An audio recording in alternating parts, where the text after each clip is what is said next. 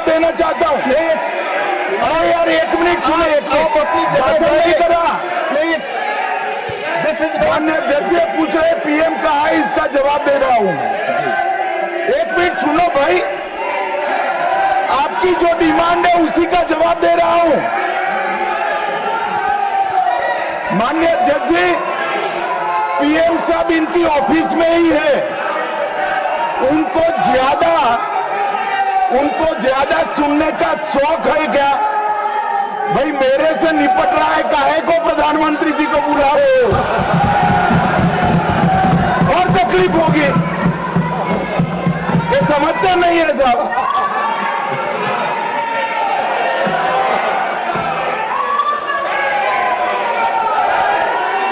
माननीय सभापति जी, सबसे पहले पहलगांव हमले में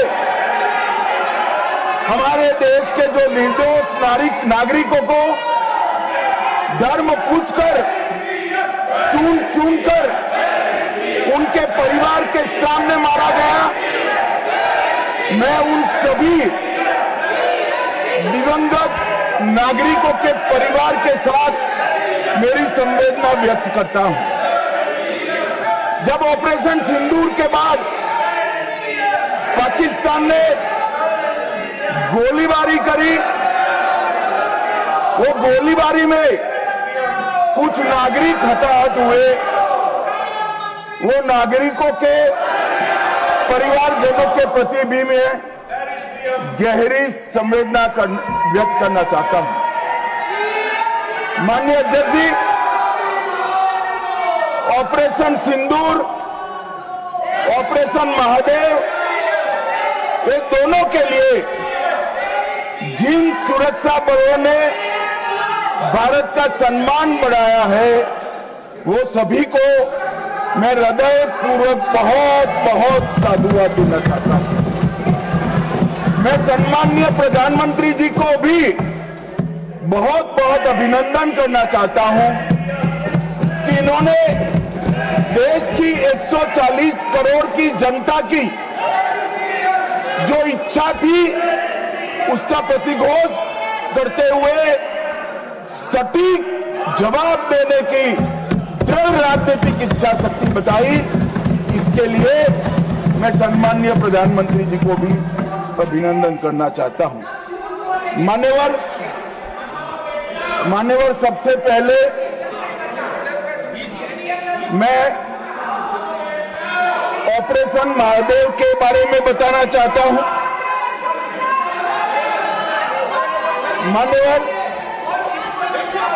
परसों ही प्लीज कश्मीर में प्लीज आपको माननीय नेता प्रतिपक्ष सबने सुना, ये सही आचरण नहीं है आप सबका। Please go back to your seats. No माननीय गृह मंत्री जी आप बोले। नहीं, खड़गे जी कुछ कहना चाहते हैं तो 1 मिनट के लिए बताने दीजिए। बताएं sir.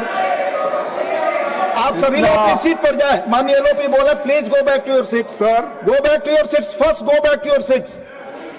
Mister Gokhale, mister Saket Gokhale, अपनी अपनी सीट पर जाइए। आप अपनी सीट पे नहीं है, please go back to your seat. Sir Manoj ji, please go back to your seat. Go back to your seats. Go back to your designated seats, then only available. Yes माननीय डिप्टी चेयरमैन साहब, मैं इसलिए खड़ा हूं शक्ति सिंह जी, तो मैं do not disturb the house. सब सदन के मेंबर्स का ये पहले से ही डिमांड थी कि 16 घंटे चर्चा होने के बाद हमको इस सदन में प्रधानमंत्री आकर प्रकट होकर वो अपनी बातें रखेंगे और समाधान जो भी हमने सवाल उठाए हैं, बहुत से सवाल उनको संबंधित है। ये नहीं कि आप कैपेबल नहीं है रिप्लाई देने के लिए, ये नहीं कहता मैं। हम आपको निपटाएंगे, तुम हमारे को निपटाओ, हम खेल खेलेंगे। लेकिन लेकिन जिस प्रधानमंत्री यहाँ रहते हुए भी अगर इस सदन में नहीं आते तो इस सदन का अपमान है। धन्यवाद। नो प्लीज नहीं, ये नहीं हो गया। तो इसीलिए आपकी बात सदन का अपमान करना, सदस्यों का अपमान करना माननीय गृह मंत्री ठीक नहीं है। माननीय गृह मंत्री जी, मैं अभी भाषण नहीं कर रहा हूं, माननीय अध्यक्ष जी, इनके मुद्दे का जवाब दे रहा हूं। अब सुनिए खड़गे साहब, प्लीज लिसन इन प्लीज। मैं आपको माननीय खड़गे जी, मैं आपको इन्फॉर्म करना चाहूंगा, बीएससी मीटिंग में मैंने ऑलरेडी एक्सप्लेन किया था आपके सदस्यों को कि सरकार की ओर से माननीय कोई मंत्री जवाब दे सकता, ये रूलिंग है, आप फोर्स नहीं कर सकते किसी को। प्लीज माननीय गृह मंत्री जी आप बोले। और मान्यवर खड़गे साहब उठा रहे हैं, ज्यादातर महत्वपूर्ण मुद्दों पर कांग्रेस पार्टी खड़गे साहब को बोलने नहीं देती है, पीछे से सारे को खड़े करती है, और वो ये मुद्दा उठा रहे हैं।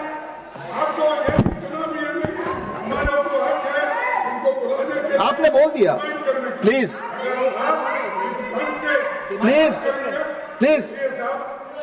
Let him speak. आपको मौका मिला, आपने बोला। पार्शियल सर, आप जज का काम कर, लेकिन आप हर बात को टोकते रहते हो। नहीं, आपको मौका दिया, बोला। अगर ये हम क्या यहाँ खेलने आए क्या? आपने को मौका दिया, आपने बोला हमारे पास मैंने भी बताया कि मैंने और हर मीटिंग में क्या स्पष्ट किया जो था। आपने बात की, प्रधानमंत्री की बात की, इधर आपका स्टेटमेंट इसका काउंटर भी लाया हूं मैं। I read the ruling, you have not listened, Mr. प्रधानमंत्री को यहाँ माने प्लीज मान्यवर, इसीलिए ये विपक्ष की मांग और स्टैंड दोनों उचित नहीं है, क्योंकि बिजनेस एडवाइजरी कमेटी में ये निर्णय लिया गया था, चर्चा आप जितनी चाहोगी करेंगे, जवाब कौन देगा वो सरकार तय करेगी, माननीय प्रधानमंत्री जी तय। मुझे मालूम है मान्यवर ये क्यों जा रहे हैं, मुझे मालूम है मान्यवर मुझे क्यों जा रहे हैं। वो इसलिए जा रहे हैं कि इतने सालों तक वोट बैंक प्रोटेक्ट करने के लिए, आतंकवाद को रोकने के लिए इन्होंने कुछ नहीं किया। ये डिबेट सुनी ही नहीं सकते, ये जवाब है सुनिए।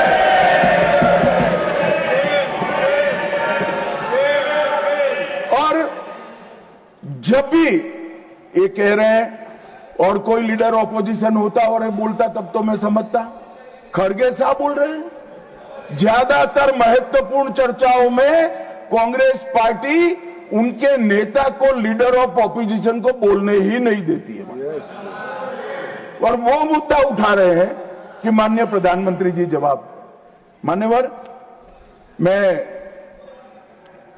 सबसे पहले ऑपरेशन महादेव के लिए बताना चाहूंगा। परसों ही बहुत लंबे समय से चल रहे हुए एक ऑपरेशन का अंत आया, और वो ऑपरेशन के तहत 3 आतंकवादी, सुलेमान उर्फे फैजल जट, अफगान और जिब्रान, वो तीनों हमारी सुरक्षा बलों ने इनको मौत के घाट उतारा। मान्यवर, सुलेमान ए श्रेणी का लश्कर ए तैयबा का कमांडर था।